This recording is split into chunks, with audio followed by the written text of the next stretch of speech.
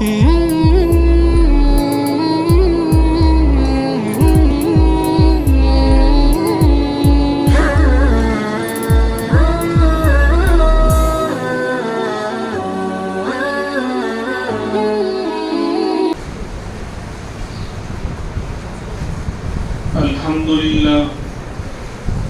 لله كفى وسلام على عباده الذين اصطفى أما بعد فأعوذ بالله من الشيطان الرجيم بسم الله الرحمن الرحيم يا أيها الذين آمنوا لا تتخذوا اليهود والنصارى أولياء بعضهم أولياء بعض ومن يتولهم منكم فإنه منهم إن الله لا يهدي القوم الظالمين وقال النبي صلى الله عليه وسلم من تشبه بقوم فهو منهم أو كما قال صلى الله عليه وسلم اللهم صل على سيدنا محمد وعلى آل سيدنا محمد وبارك وسلم اللهم صل على سيدنا محمد وعلى آل سيدنا محمد وبارك وسلم اللهم صل على سيدنا محمد وعلى آل سيدنا محمد وبارك وسلم. اللہ تبارک و تعالیٰ نے اپنی عظیم الشان کتاب قرآن کریم میں ایک بات ڈنکے کی چوٹ پر اور بہت سے مقامات پر قرآن کریم میں اللہ تبارک و تعالیٰ نے صاف صاف بیان فرما دی ہے، لیکن پھر بھی قرآن کے ماننے والے، قرآن پر عمل کرنے کا دعویٰ کرنے والے، قرآن سے محبت کرنے والے مسلمانوں کا عمل آج عام طور پر اس کے خلاف جا رہا ہے. اس لیے معاشرہ تباہ ہو چکا، اس لیے معاشرے میں برائیاں اور فساد اور فتنے بڑھتے جا رہے ہیں.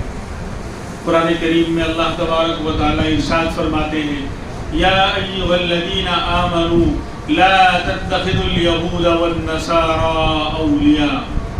اے ایمان والو، اے مجھ کو ماننے والوں، اے مجھ پر ایمان رکھنے والوں، کان کھول کر سن لو، لا تتخذوا اليہود والنصارى اولیاء. اسلام کے جو دشمن ہیں، یہودی ہوں، عیسائی ہوں، اسی طرح مشرکین ہوں، ان کو دوست مت بنانا، ان کے ساتھ گہرا تعلق قائم مت کرنا.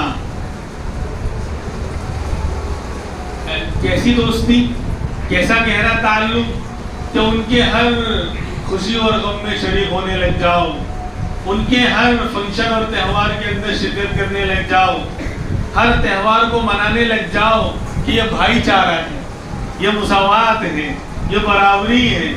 تو قرآن کہہ رہا ہے یہ برابری نہیں، یہ دین سے دوری ہے، یہ ایمان سے ہاتھ دھونا ہے انجام کے اعتبار سے. فرمایا کہ یہود و نصارہ کو، مشرکین کو اپنا دوست مت بنانا، گہری دوستی اور گہرا تعلق ان سے قائم مت رکھنا. بعضهم اولیاء بعض، ان میں سے بعض کے دوست ہو سکتے ہیں، لیکن مسلمان ان کا دوست ہو جائے یہ ہو ہی نہیں سکتا. اور آگے دھمکی دے دی، آگے اور زیادہ غصے ہو کر اللہ رب العالمین اعلان کر رہا ہے وَمَنْ يَتَوَلَّهُمْ مِنْكُمْ فَإِنَّهُ مِنْهُمْ. جو ان سے دوستی رکھے گا، ان سے گہرا تعلق قائم کرے گا، وہ انہی میں سے ہوگا. یعنی یہ ہو سکتا ہے کہ دنیا میں ایمان ہی کھو دے.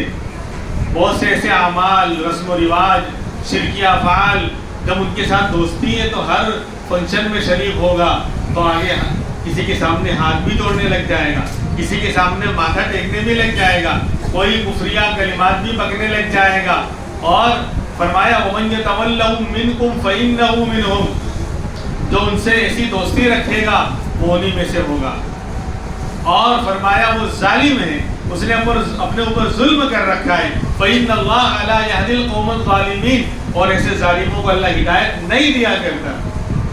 یہ اللہ کا اعلان. خیالات اور سوالات ہوتے رہتے ہیں کہ بھائی ہم ان کے ساتھ رہ رہے ہیں، ہمارے پڑوسی ہیں، بہت سے لوگ گاؤں میں پڑوس میں رہتے ہیں، بہت سے یعنی شہروں میں بھی ساتھ میں رہتے ہیں، یا کاروبار کی شرکت ہے یا اور کوئی دنیاوی اعتبار سے ہماری ان کی شرکت ہے، تو تعلق تو رکھنا پڑے گا۔ تو ایک ہوتا ہے تعلق، ایک ہے دوستی اور گہری محبت، دونوں میں زمین آسمان کا فرق ہے۔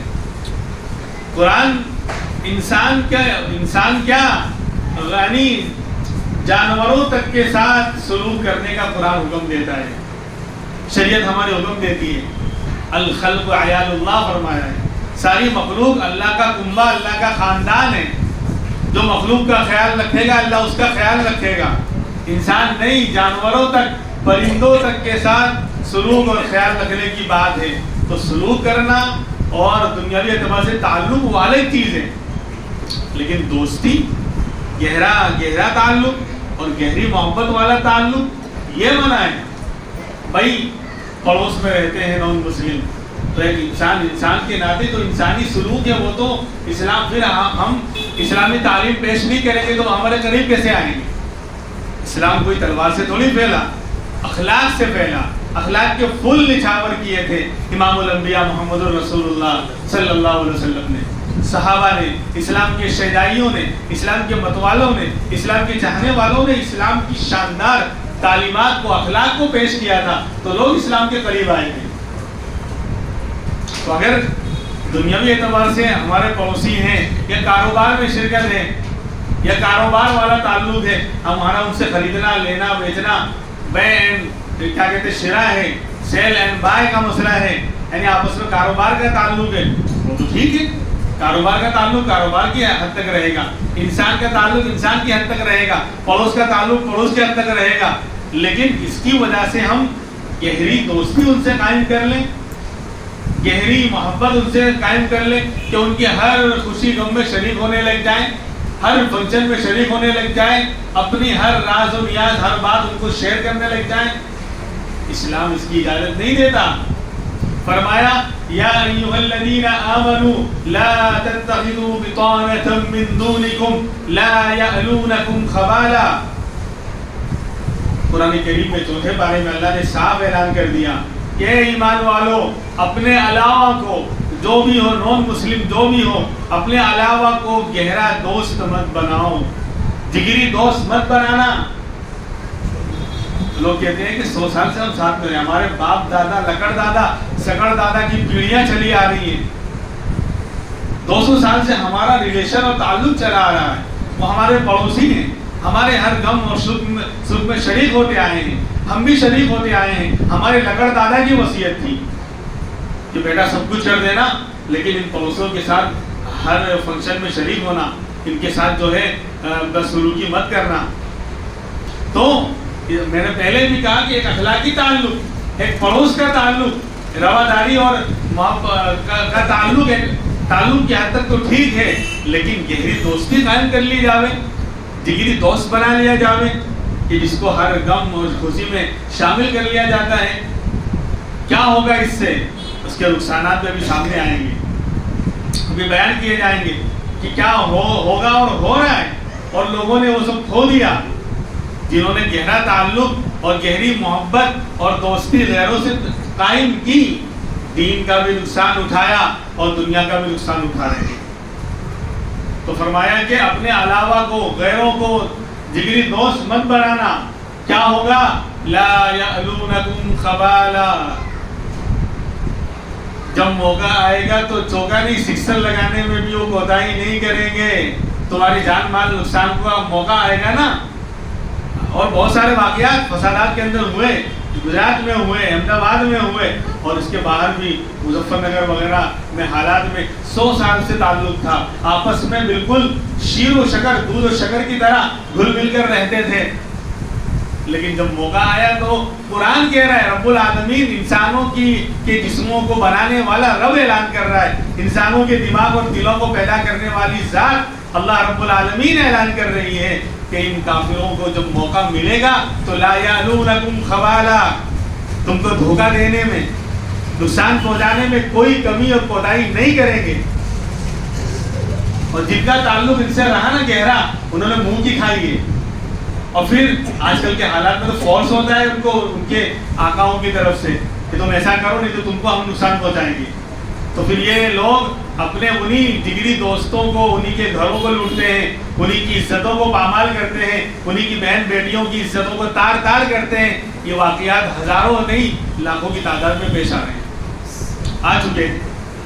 اس لیے قرآن یہ کہہ رہا ہے کہ ان کے ساتھ تعلق تو ایک رکھا جائے گا، پڑوس کا تعلق، کاروبار کا تعلق، انسانیت کا تعلق، اور جو درد کبھی مصیبت آ گئی ہیلپ کر دی، مدد کر دی انسانیت کے ناطے، وہ الگ چیز ہے.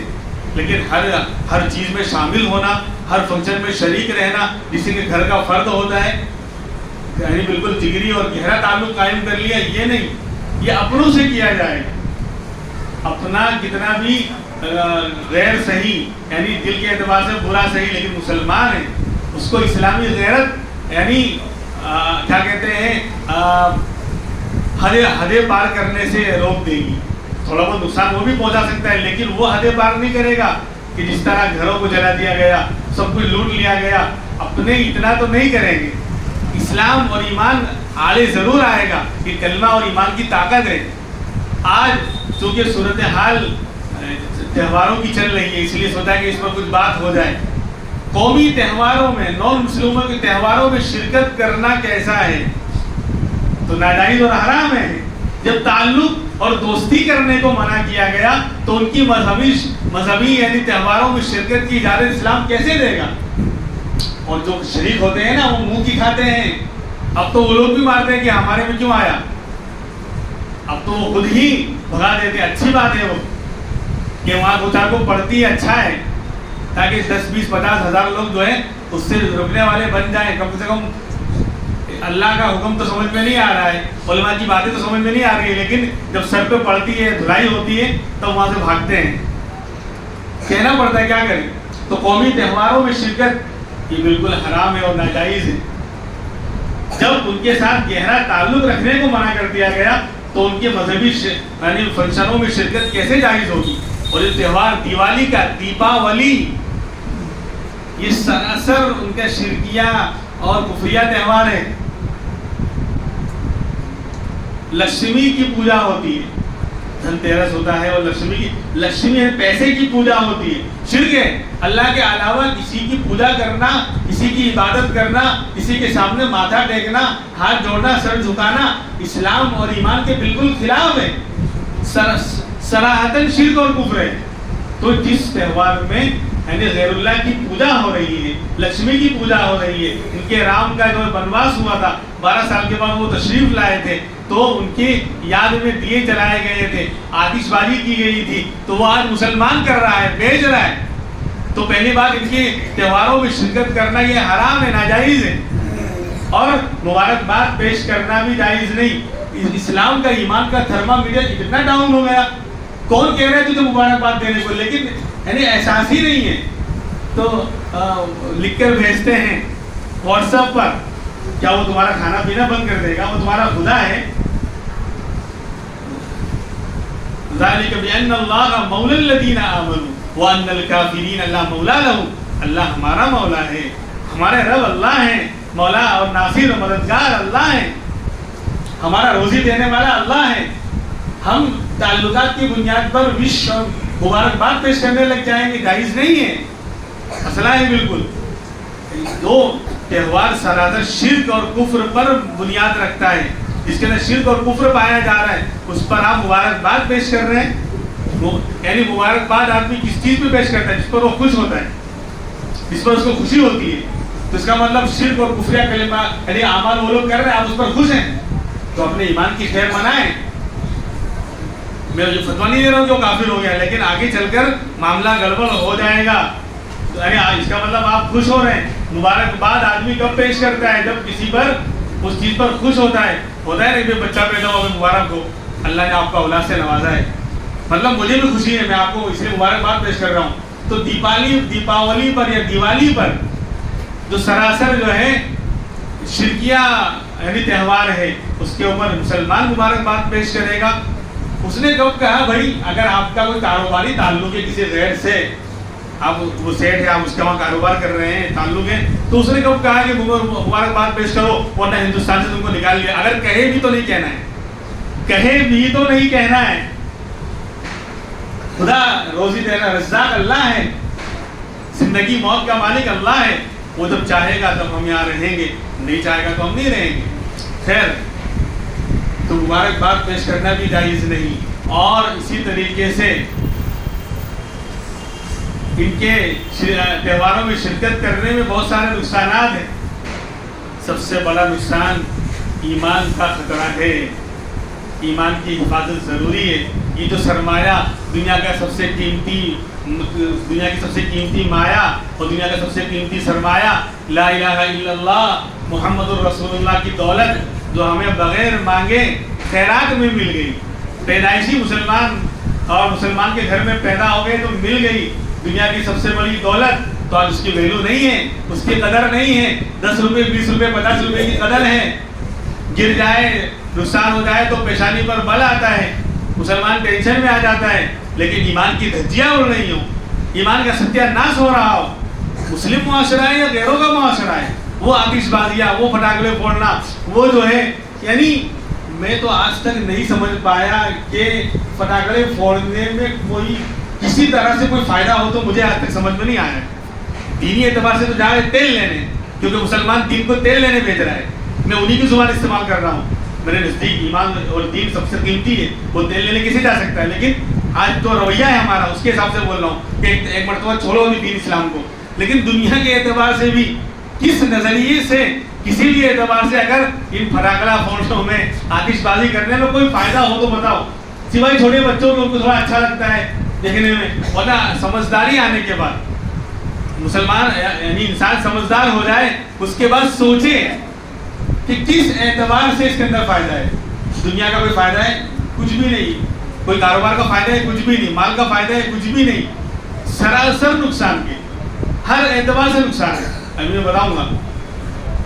تو ان کے تہواروں میں شرکت کرنا سب سے بڑا نقصان کہ ایمان کا خطرہ ہے. ایمان کی حفاظت کا اللہ نے حکم دیا کہ ایمان کو بچاؤ. قوا انفسکم واہلیکم نارا، اپنے آپ کو جہنم کی آگ سے بچاؤ. ایمان بچے گا تو آگ سے بچو گے نا. تو ایمان کو بچانے کا حکم ہے، اور ان تہوار میں شرکت کریں گے تو ایمان کے جانے کا خطرہ ہے. تو ایمان چلا جائے گا تو پھر کیا بچے گا. اس لیے سب سے بڑا خطرہ جو ہے نقصان ان کے مذہبی تہواروں میں شرکت کا کہ ایمان کے ضائع ہونے کا اور برباد ہونے کا خطرہ ہے. وَمَنْ يَكْفُرْ بِالْإِيمَانِ فَقَدْ حَبِطَ عَمَلُهُ، جس نے ایمان کے بدلے کفر لے لیا، ایمان کے بدلے میں ایمان دے دیا اور کفر لے لیا، اس کا عمل ضائع اور حبط ہو گیا. سب بیکار، نماز روزہ زکوٰۃ صدقے خیرات سب بیکار ہو گیا اگر کفر ہم نے لے لیا. تو اس لیے بہت بڑا نقصان یہ ہے. اور دوسرا یہ کہ دوستی کرنے سے منع کر رہا ہے قرآن، اور آپ ان کے تہواروں میں شرکت کر کے بتا رہے ہیں کہ ہم تو ان کے دوست ہیں، ان کے جو ہے ہر سکھ اور غم کے اندر شریک رہنے والے ہیں. تو اسلام قرآن کے بھی خلاف ہے اور بے شمار نقصانات ہیں. لیکن وقت کی تنگی کی بنا پر میں جو اہم باتیں ہیں وہ بیان کر رہا ہوں. پھر آتش بازی کرنا، پٹاخے پھوڑنا، اس کے اندر بھی جو ہے بہت سارے نقصانات ہیں. اور آج کل مسلمان بیچ رہے ہیں، یعنی ایمان کا اور مال کا تھرمامیٹر اتنا ڈاؤن ہو گیا، بے غیرتی اتنی آ گئی کہ وہی اسی ذریعے سے تجھ کو روزی ملنے والی ہے اور کوئی حلال ذریعہ ہے ہی نہیں. مسئلہ بتانا ہمارا کام ہے. دیکھو آن لائن میں بیان کر رہا ہوں، کسی کو خراب لگے اچھا لگے وہ ہم نہیں جانتے. ہم تو قرآن و حدیث کی بات بیان کر رہے ہیں. نہ کسی سے دشمنی ہے، نہ کسی سے جو ہے یعنی کوئی کیا کہتے ہیں بیر ہے یا دشمنی عداوت ہے، کچھ نہیں ہے. ہم تو مسئلہ بیان کر رہے ہیں، سب ہمارے بھائی ہیں. لیکن آئینہ دکھانا تو ضروری ہے، راستہ بتانا تو ضروری ہے. تو 2-3 دن میں تو کیا کما لے گا؟ اپنے ایمان کو گنوا کر تو کما رہا ہے تو کیا کما رہا ہے؟ اس لیے آتش بازی اور پٹاخے وغیرہ بیچنا حرام، ناجائز. 200 500 1000 روپے تو کما لے گا تو کون سی تو بلڈنگ کھڑی کر لے گا. لیکن اللہ رسول کو ناراض کر کے تیری روزی میں برکت کیسے ہو سکتی ہے؟ اللہ رسول ناراض اور تو کہہ رہا ہے کہ نہیں بہت نفع ہے، فائدہ ہے اس میں. تو آج اللہ کا یعنی ان لوگوں نے بیڑا گرک کر رکھا ہے ہمارے معاشرے کا. تو یہ کاروبار کرنا ناجائز. پھر آتش بازی کے اندر ایک تو فضول خرچی ہے. فضول سب سے بڑا نقصان کہ فضول خرچی ہے. وَلَا تُبَذِّرْ تَبْذِيرًا إِنَّ الْمُبَذِّرِينَ كَانُوا إِخْوَانَ الشَّيَاطِينِ. کہ فضول خرچی مت کرو. اللہ نے مال دیا ہے, اللہ نے جان دی ہے, تو جان مال ہمارا بہت قیمتی ہے. مسلمان کی جان اور مسلمان کا مال بہت قیمتی ہے. اس کو صحیح جگہ پر لگاؤ. اگر صحیح جگہ نہیں لگا سکتے کم سے کم بچا کر رکھو, آنے وقت میں کام آئے گا. آج روتے پھرتے ہیں ہمارے یہاں کوئی شاندار اسکول اور کالج نہیں, ہماری بچیاں ہمارے بچے غیروں کے یہاں پڑھ رہے ہیں, ہم کیا کریں. ہمارا کوئی شاندار کالج اسکول نہیں, ہمارا کوئی دواخانہ نہیں. کوئی اس طرح کے حالات اور بیماریوں کا وقت آتا ہے تو ہمیں غیروں کے تابع ہونا پڑتا ہے, ان کے سامنے اپنے آپ کو جو جھکانا پڑتا ہے. میں کہتا ہوں کہ یہ جو آتش بازیاں جو ابھی یہ غیروں کے تہوار میں, شہر احمد آباد, پورے ملک کی بات نہیں کر رہا, شہر احمد آباد کے مسلمانوں نے جتنا اس کے اوپر آگ جلا کر اور پٹاخے پھوڑ کر جو روپیوں کو جلایا ہے, اس سے شاندار کالج اور شاندار جو ہے یعنی یونیورسٹی قائم ہو سکتی ہے. کیا سمجھ رکھا ہے آپ نے؟ ہم نے یعنی ہم اپنے سارے چونچلے من کے پورے کر رہے ہیں. ان کے تہواروں میں شرکت کا ایک بہت بڑا نقصان یہ بھی تو ہے, خواہش پرستی اور نفس پرستی پیدا ہوتی ہے. اللہ رسول کی محبت ختم ہوتی ہے, اسلامی شعائر اور نماز روزے کی ویلو ڈاؤن ہوتی ہے. جو ان کے تہواروں میں شریک ہوتا رہے گا, آگے ہوتے ہوتے نماز روزے سب سے نفرت پیدا ہو جائے گی اور خواہش پرستی اور نفس پرستی پر چلے گا بندہ. روتے پھرتے ہیں ہمارا کوئی شاندار کالج نہیں ہے, ہم تو بے بس ہیں, لاچار ہیں. کیا کیوں دوگلا پن دکھاتا ہے مسلمان؟ کیوں یہ جو ہے جھوٹ بولتا ہے مسلمان؟ دو جھوٹ سب سے بڑے آج بولے جاتے ہیں. کیا؟ ایک سب سے بڑا جھوٹ مسلمان یہ کہے میرے پاس ٹائم نہیں ہے. پہلا نمبر دوں گا میں اس کو ایوارڈ, تو یہ کہے سب سے بڑا جھوٹ ہونے کا, جھوٹا ہونے کا. اگر ہمارے پاس ٹائم نہیں ہے تو پھر 4 گھنٹے 8 گھنٹے 10 گھنٹے فضول موبائل پر کہاں سے گزر رہا ہے بھائی؟ وقت کہاں سے آ رہا ہے؟ تو سب سے بڑا جھوٹ پہلے تھا کہ 2 عورتیں ایک جگہ بیٹھی ہیں پلنگ پہ اور خاموش بیٹھی ہیں 1 گھنٹے تک, یہ سب سے بڑا جھوٹ تھا. اب اپڈیٹ ہو گیا, اب نیا اپڈیٹ ہو گیا کہ اگر مسلمان آج کہتا ہے میرے پاس ٹائم نہیں ہے تو سب سے بڑا جھوٹا ہے. العموم بات کر رہا ہوں, اس کا دوسرا کوئی اللہ کا نیک بندہ جنید بغدادی کا بڑا ابا ہو تو اس کی بات ہی نہیں کر رہا میں.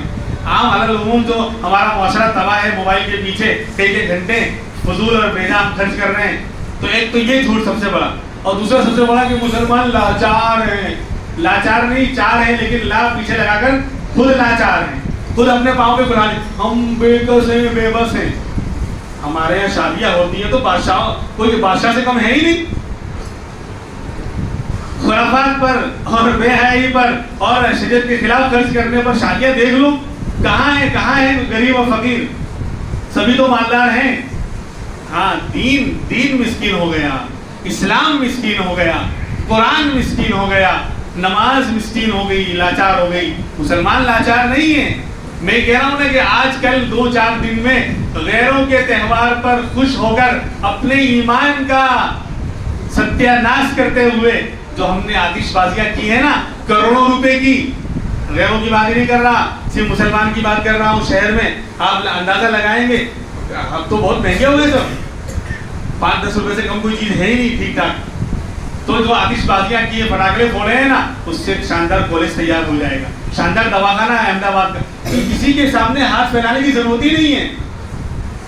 بہت سارے راستے ہیں. روزانہ 1 روپیہ مسلمان نکالے, اونلی 1 روپیز, 30 دن میں 30 روپیہ. ہر سال ہم شاندار دواخانے, شاندار کالج, شاندار جو ہے کیا کہتے ہیں اسکولیں ہم کھڑی کر سکتے ہیں. لیکن یہ بے حسی, غفلت, لاچاری اور غیروں کے ساتھ اور قریب ہو جاؤ غیروں سے, اور زیادہ ابھی پڑتی کے دن آئیں گے, اور زیادہ جو ہے فتنوں کے دن آئیں گے. اللہ معاف فرمائے, میں کوئی بددعا تھوڑی کر رہا ہوں, میں تو جو حالات وہ بتا رہا ہوں. اللہ جو ہے مسلمانوں سے یہ بیماریوں کو ختم فرمائے. تو غیروں کی تہوار میں شرکت میں ایک تو آتش بازی کا مسئلہ ہے کہ اس میں فضول خرچی ہے, اور فضول خرچی کرنے والے شیطان کے بھائی جو روتے پھرتے ہیں, یعنی کروڑوں روپے یوں برباد کر دیے گئے, جلا دیے گئے, اور کہہ رہے ہیں بیٹا نہیں مانتا, بیٹا نہیں مانتا, بیٹی نہیں مانتی. ہماری چاہت کے خلاف کوئی قدم اٹھا کے بیٹا دیکھیں, دنیا ایک طرف ہو جائے گی. ہم ایک طرف ہو جائیں گے, کرنے نہیں دیں گے. کیوں بیوقوف بنا رہے ہیں اللہ کو اور رسول اللہ کو؟ کیوں بیوقوف بنا رہے ہیں علماء کو؟ کیوں بیوقوف بنا رہے ہیں تو مسلمانوں کو؟ کہ وہ بیٹا نہیں مانتا تھا تو دلانا پڑا. جو آپ نہیں چاہتے وہ کام بیٹا منوا کے دکھائے. آپ 100 روپے اس کو دینا چاہتے ہیں, وہ 500 مانگ رہے ہیں, ایک مثال ہے. آپ نہیں چاہتے کہ میں 500 خرچ کروں, اتنے ہے نہیں میرے پاس. وہ لے کر دیکھیں, پورا معاشرہ ایک طرف ہو سکتا ہے, سب دے دو ابا دے دو, نہیں میں نہیں دے سکتا. یعنی جس کو ہم نے ٹھان لیا کہ نہیں ہوگا, تو کوئی بیٹا بیٹی اور ہوم منسٹر صاحبہ کوئی کرا منوا کر دیکھیں. اس کا مطلب ہم خود انوالو ہیں اندر, ہم خود خوش ہیں کہ بیٹا لا پھوڑ اور پیسے جائے کر, پھر ہم بعد میں روتے پھریں گے. اسلام کا تقاضا آ جائے گا تو جیب میں ہاتھ ڈالیں گے, جیب نیچے تک آ رہا ہے, بولے جیب ہی کٹ گئی ہے ہی نہیں پیسے, اور سارے خرچے نظر آئیں گے. کیا یہ ابھی یہ بل, وہ بل, فلاں بل, تو اب اللہ کے گھر میں 10-20 روپے کیسے دے سکتا ہوں؟ 10-20 روپے خالی کیسے دے سکتا ہوں؟ اتنا خرچہ ہے. اور کروڑوں روپے کل جلا دیے, آج جلائیں گے مسلمان, ضائع کریں گے, تو وہاں سب چلتا ہے. بولے بچے ہیں, وہ بچے ہیں, آپ تو بچے نہیں ہو. مسئلہ یہ ہے چھوٹے بچوں کو, نابالغ بچوں کو جو غلط لباس, غلط چیزیں ماں باپ لا کر دے رہے ہیں, پکڑ ان کی ہوگی. آپ تو بڑے ہیں, رسول اللہ اور اللہ ہی آپ کے نزدیک زیادہ گھٹیا ہے, نعوذ باللہ. انہیں کی ویلو نہیں ہے, باقی سب کی ویلو ہے. غیروں کے تہوار میں ہم شرکت, تو ایک فضول خرچی سب سے بڑا نقصان. دوسرا یہ ہے لا یعنی کام, جس میں نہ دین کا فائدہ نہ دنیا کا فائدہ. ان چیزوں میں نہ دین کا فائدہ نہ کوئی دنیا کا فائدہ, لا یعنی. اور فرمایا ومن حسن اسلام المرء ترکہ ما لا یعنی. اسلام کی خوبی میں سے یہ بات ہے, تو اسلام کی خوبی اور سب سے بہترین اسلام کی تعلیم یہ ہے کہ مسلمان لا یعنی چیزوں کو چھوڑ دے گا. یعنی لا یعنی تو جس میں نہ دین کا فائدہ نہ دنیا کا فائدہ, یہ اسلام کی خوبی ہے کہ مسلمان وہ کام کرے گا ہی نہیں جس میں کوئی فائدہ ہی نہ ہو, نہ دین کا نہ دنیا کا, تو اس میں کون سا فائدہ ہے؟ ان مذہبی غیروں کے تہواروں میں شرکت کرنے میں, پٹاخے وغیرہ آتش بازی وغیرہ کرنے میں کون سا فائدہ ہے, دین کا ہو دنیا کا؟ شادیوں میں بھی پھوڑ دیں, غریب مسکین کو دے تو نہیں نکلے گا. امت کے لیے دواخانوں میں یعنی بیمار پڑے ہیں, آپریشن کا مسئلہ, جا کر دیکھو کیسے کیسے حالات ہیں لوگوں پر, وہاں نہیں نکلے گا. اور یہاں بولے شادی ایک بار ہوتی ہے, ایک ہی بار دکھانا تھا اللہ رسول کو, وہ بھی تو دکھا نہیں پایا کہ میں اللہ رسول سے محبت کرتا ہوں. ایک ہی بار دکھانا تھا. عام طور پر انڈیا میں شادی ایک بار ہوتی ہے, تو وہی ایک مرتبہ زندگی میں موقع آیا تھا کہ تو دکھاتا میں اللہ رسول سے محبت کرتا ہوں. اور جن کو دکھانے کے لیے تو نے سب فنکشن کیے تھے نا, وہ ہاتھ دھو کر کھانے سے پہلے ہی سب بھول گئے, کھانے سے پہلے ہی سب بھول گئے. جن کے لیے تو نے ناجائز طریقے پر سود لے کر اور بیاج لے کر اور غلط طریقے سے پیسے لا کر دعوتیں کروائی تھی, وہ تو ہاتھ دھونے سے پہلے ہی بھول گئے کیا کھایا تھا اور کیا کھلایا تھا اور کیا ہوا تھا, اور اللہ رسول کو ناراض کیا, اس کا وبال بھگتنا پڑے گا. خیر, اور تیسرا سب سے بڑا نقصان کیا ہے بھائی؟ آتش بازی میں پٹاخہ, ایذا رسانی, تکلیف پہنچانا, راستہ جام کر دینا, جل جانا, کسی کو جلانا. بیمار ہے محلے میں, بیچارے کو نیند نہیں آ رہی, تم نے اس کا جینا دوبھر کر رکھا ہے. اور مسلمان کو تکلیف پہنچانا کعبۃ اللہ کو گرانے سے زیادہ خطرناک ہے. ایک انسان کعبہ کو گرا دے, کتنا بڑا گناہ, کہا کہ اس سے بڑا گناہ مسلمان کو تکلیف پہنچانا ہے. یہاں راستے میں پھوڑ رہے ہیں, کوئی بولنے والا ہی نہیں ہے, یعنی پتہ نہیں کون سا ان کے ساتھ وہ کون سی کیا, یعنی جو گناہ کر رہے ہیں, خرافاتیں کر رہے ہیں محلوں میں, ان کے ساتھ پتہ نہیں کون سا بڑا لشکر ہے جو کھڑا ہوا, ہم نے بولا تو ہم کو شوٹ کر دے گا, ہم کو ایک دم ختم کر دے گا, ہماری جان چلی جائے گی. روکنے والوں کو روکتے ہیں, روکنے والوں کو روکتے ہیں. اگر آپ کہو گے بھائی بیٹا ایسا مت کرو, بولیں گے وہ بولانا جانے دو نا یار, کرنے دو, چھوڑو چھوڑو آپ جی چھوڑو جانے دو. کیوں تم نے ان کا کانٹریکٹ لے رکھا ہے ان کو کرنے کا, جو ہے کہ تم بھی ساتھ میں شریک ہو کہ تو کر, ہم بیٹھے ہیں پیچھے تیرے بچاؤ کے لیے. تو جو معاشرہ, جو سماج برائیوں کی پشت پناہی کر رہا ہے, اللہ کی مددیں کیسے آئیں گی؟ پورا مسلم معاشرہ تھا, یعنی لاکھوں روپے ضائع کر رہے ہیں ایک ایک محلے میں, ہزاروں روپے ضائع ہو رہے ہیں ایک ایک محلے میں, اور بولنے والا کوئی نہیں. جو بولتا ہے اسی کو بولا جاتا ہے الٹا, تو مت جانے دو. کیوں؟ وہ بڑے بڑے جو ہے فوجی ہیں ان کے ساتھ ابھی شوٹ کر دیں گے, تمہاری جان چلی جائے گی.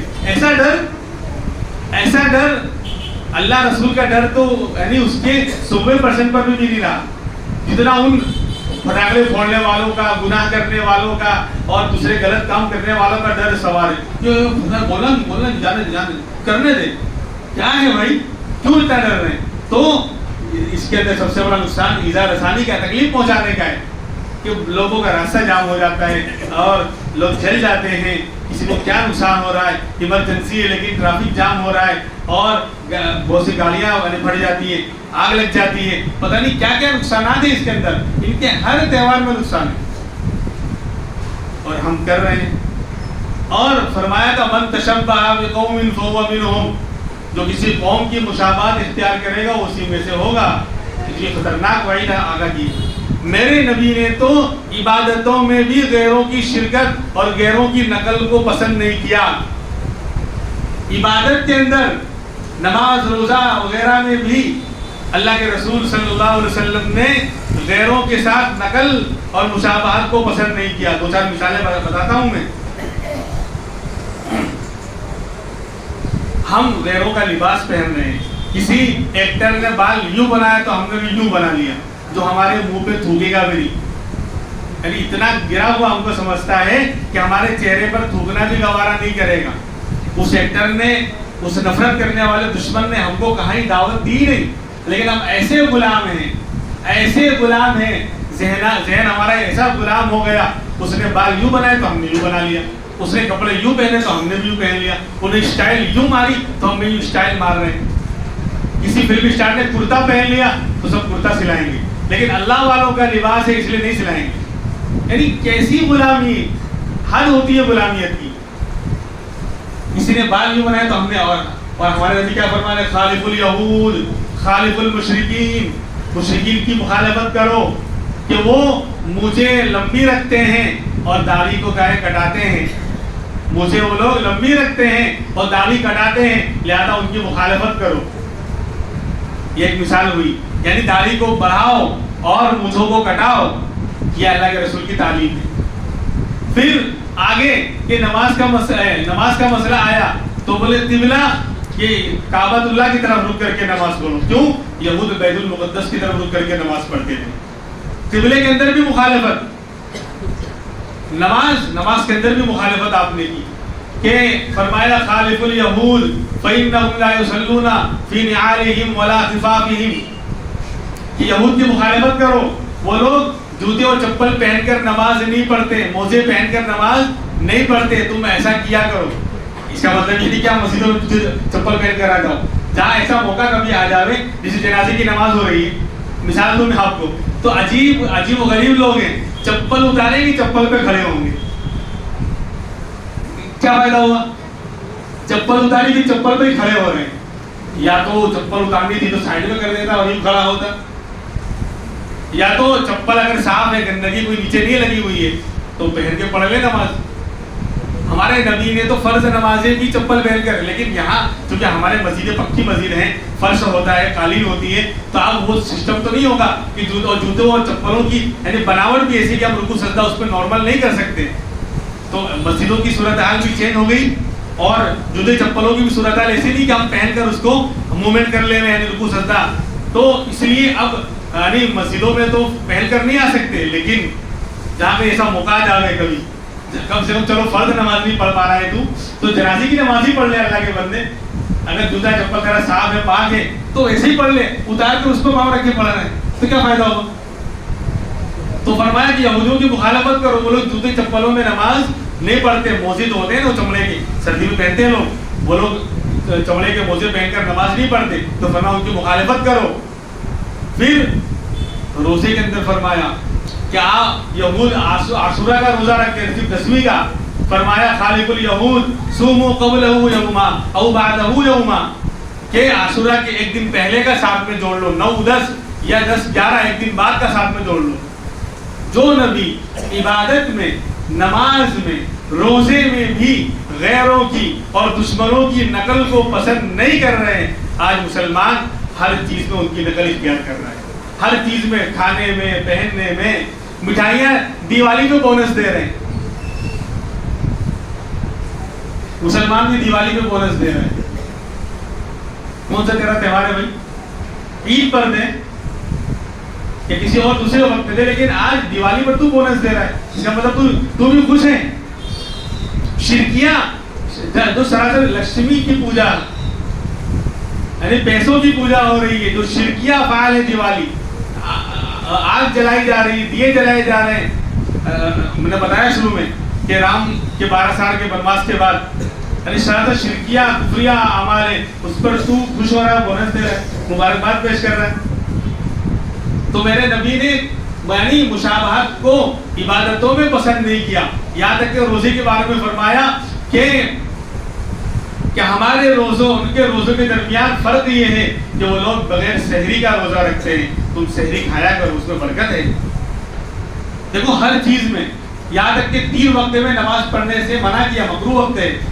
عند الطلوع عند الزوال وعند الغروب, سورج طلوع ہونے کے وقت, نکلنے کے وقت, زوال کے وقت اور غروب کے وقت, کہا ان 3 وقت میں نماز مت پڑھو. اس وقت مشرکین اپنی عبادت کرتے ہیں. ان کے عبادت کے وقت میں بھی نبی نے اپنی عبادت کرنے سے منع کیا کہ ان کے وقت میں نقل نہ ہو جائے. اور آج مسلمان ہر چیز میں غیروں کی نقل کر رہا ہے, پھر کہہ رہا اللہ کی مدد نہیں آ رہی. کیسے آئے گی میرے بھائی؟ یعنی عجیب صورتحال, اتنا دل گھٹتا ہے. 11-12 بجے بھی نکلو, ایسا لگتا ہے کہ ابھی صبح ہی. یعنی کل خلاف قیاس, میں تو 11 کے بعد تو میں کہتا ہوں میں رات کا فقیر آدمی ہوں, دن کا راجا ہوں, رات کا فقیر ہوں. آپ اور مسلمان جو ہے رات کے راجا ہیں. 11 کے بعد تو اپنا تھرما میٹر بالکل ڈاؤن ہو جاتا ہے, آخری حد 11 ہے, ورنہ اس سے بھی پہلے میں سو جاتا ہوں. کل خلاف قیاس کی چھٹی تھی تو ایک جگنا ہو گیا. عجیب معاشرہ, 12 بجے بھی کھا رہے ہیں, گھوم رہے ہیں اور پتہ نہیں کیا کیا خرافاتیں کر رہے ہیں, گالیاں ایک ساتھ لے کر چل رہے ہیں اور کچھ چلتے چلتے بھی پھوڑ رہے ہیں, چلتے چلتے بھی ایک دوسرے کے پاس پھینک رہے ہیں. یہ برابر ہے؟ مسلمان 10-12 نوجوان جا رہے ہیں, گاڑی کے اوپر چلاتے چلاتے پھوڑ رہے ہیں, ایک دوسرے کو چھیڑ رہے ہیں, پیچھے ٹریفک جام ہو رہا ہے. یہ کیا ہے؟ کہاں چلا گیا معاشرہ؟ اور پھر یعنی عجیب قرآن کہ میں کیوں نکلا رات کو. یعنی جس معاشرے میں ایسی قرآن ایسی طلب اللہ کی مدد کیسے آئیں گی میرے بھائی؟ اس لیے میرے نوجوان کیا اپنے جان مال کو بچا کر رکھو. ان کے تہواروں میں فضول خرچیوں پٹاخوں میں بچوں کو لا کر مت دو. ان کے لیے کچھ اگر اللہ کے راستے پہ خرچ نہیں کر سکتے مت کرو. نہیں ہے جذبہ, مانگو اللہ سے, آئندہ اللہ جذبہ دے, لیکن اپنے اوپر تو خرچ کرو, بچا کر رکھو. مت دو اللہ کے راستے میں, مسجد مدرسے میں بچا کر رکھو.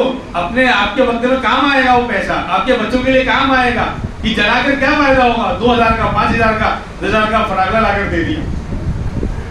10 روپے کوئی فقیر مانگے گا, دوا خانے میں کوئی بیچارہ بیمار ہے, نہیں نکلے گا.